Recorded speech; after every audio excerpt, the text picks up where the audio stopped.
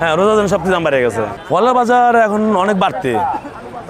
হ্যাঁ, এখন আপনার সব জিনিস ডাবল বাড়তে আছে। রমজান আসলে আমাদের বাংলাদেশে মানে যে কোনো জিনিসের দাম বাড়ে, অন্যান্য রাষ্ট্রতে 50% ডিসকাউন্ট হয়, আমাদের বাংলাদেশে 50% মানে ডাবল হয়, বেড়ে যায়। গত বছর এবার আরো বেশি, এবার আরো বেশি, কারণ আমাদের ফল একটু আমদামি কম হচ্ছে, এই জন্য দাম বেশি।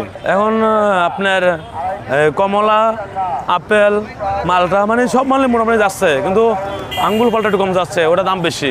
সাদা আঙ্গুর ফল গত বছর বেচছি 200 টাকা, 180 টাকা কেজি, আর এখন আমাদের কিনা পড়ে 350, 380 কিনা পড়ে।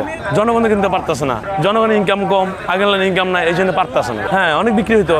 আমরা এখন যদি 40-50 হাজার টাকা বেচি, তখন 1 লাখ 1.5 লাখ টাকা বেচতাম। আর এখন দাম বাড়লে আমরা আরো কমে যাবো বেচা। আপেল ছিল আগে 3200-3300 টাকা, এখন 4400-4500 টাকা।